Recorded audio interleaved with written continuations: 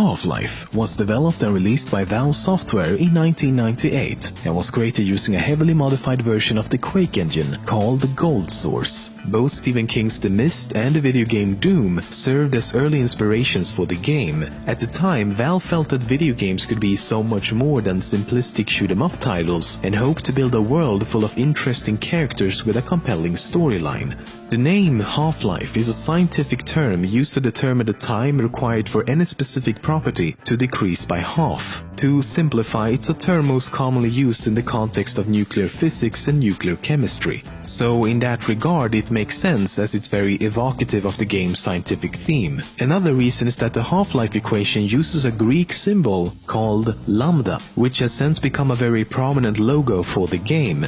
And it might sound familiar as the Black Mesa research facility in Half-Life has a sector called the Lambda Complex. The game was planned to be released sometime in late 1997, but at the last minute they felt the game wasn't good enough, so Valve actually remade the entire game, and in doing so delayed it by almost a year. In November of 1998, the game was finally released, spawning several expansion packs and sequels, none of which would ever have a 3 in the title.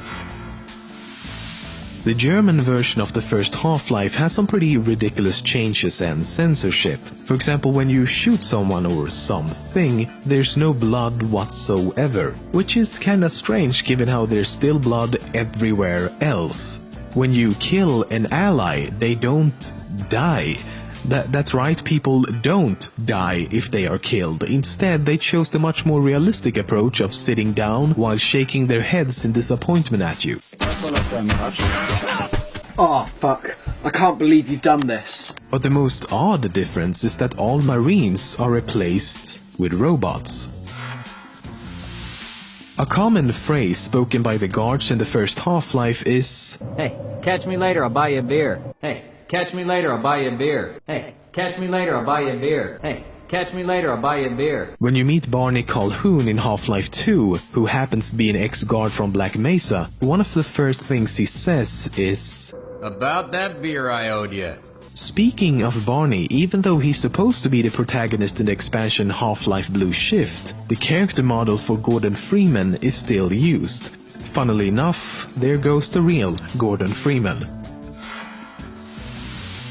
This is the original character model for Gordon Freeman. However, at the time, he wasn't known by that name. Instead, employees at Valve simply called him Ivan the Space Biker. The actual Gordon Freeman came much later and would go through several versions, including different glasses, different suits, and different hairstyles. Speaking of hairstyles, did you know that Gordon Freeman has a ponytail? Well, at least he did in the first game. This is also why it looked like he had a backslick on the title screen of the game. But in Half-Life 2 and all subsequent art for the game, the ponytail is gone. So if you ever thought the Gonarch from Half-Life looked like a giant spider with a giant testicle, you're exactly right. The idea for the Gonarch supposedly came to be when someone at Valve said, "Why don't we put a giant testicle on a 20-foot tall armored spider?" Given this, the name might actually be a combination of the words gonad and monarch. You see, gonad is another word for the reproductive organs, and monarch would refer to the creature's boss status within the game.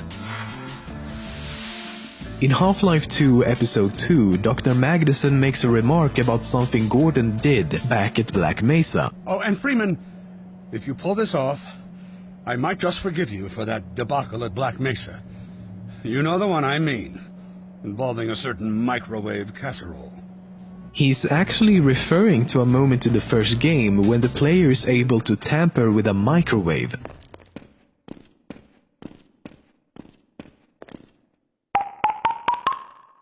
My God, what are you doing?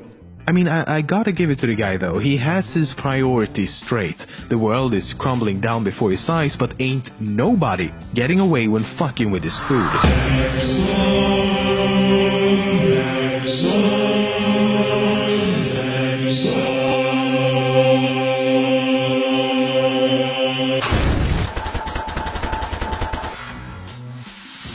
While you might still be waiting for a new Half-Life game, Japan got their very own back in 2006. It's called Half-Life 2 Survivor and is an arcade game based on Half-Life 2. The game was met with mostly positive reviews all around, but unfortunately for the rest of the world, it's only available in Japan. While Half-Life 2 Episode 3 has been confirmed to be in development several times over the past decade, Valve, as we all know, refused to reveal any specifics whatsoever. In fact, back in 2006, the episodic trilogy was to be concluded by Christmas 2007, but we all know that never happened. This has been going on for so long that rumors, leaked information and vague statements indicates that Valve has decided to put their episodic efforts on hold and instead focus development on a sequel, Half-Life 3. But of course, no one really knows. What we do know is that between 2006 and 2007, Half-Life 2 Episode 4 was already being developed outside of Valve by Arcane Studios, the developers behind Dishonored. It carried the working title of Return to Ravenholm and would have been a standalone episode taking place before the end of Episode 2, of course in the zombie-infested town of Ravenholm. In the end, Valve felt that the market was oversaturated with zombie-related titles and cancelled the game before any serious development could begin. Rise and shine, Mr. Freeman. Rise and shine. G-Man. Who is he? What does he want? Why is he sometimes helping you and other times hindering you? Many theories exist and very little is known.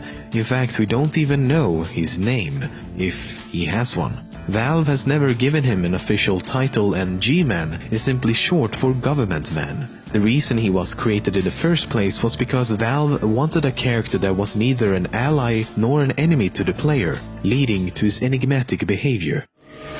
Wake up and smell the ashes. The story behind the Half-Life series is never fully explained within the games. You get bits and pieces of the puzzle every now and then, yet many mysteries remain unexplained. So this is the story of Half-Life so far. It begins with the Combine Empire, a powerful intergalactic organization composed of a massive variety of both allied and enslaved species. At some point before the events of Half-Life, the Combine invade the homeworld of the Watergons. This forced them to escape to the border world, Xen. Xen is a sort of subway station that can be used to cross dimensions. But their escape was short-lived as they now became enslaved by Xen's ruler, NGЯUZA. Back on Earth, scientists at Black Mesa are experimenting with teleportation technology. This eventually leads up to the Resonance Cascade, or the Black Mesa incident, secretly orchestrated by the mysterious G-Man. This event forms a portal between Black Mesa and Xen. NGЯUZA viewed the portal as a liberation from the Combine and decided to invade the Earth using his minions and the enslaved Watergods. A certain scientist in an orange suit managed to fight off the alien invaders and eventually end up defeating NGЯUZA at the end of Half-Life. G-Man is impressed by this and gives you an ultimatum: work for him or die. G-Man then puts Freeman in some sort of suspended animation to call upon when needed at a later time. Meanwhile, portals between the Earth and Xen is now forming everywhere and alien creatures continue to flood the planet. Ever since the event, the Combine has kept a close eye on Earth and finally decide it's time to make their move. The Combine invasion begins.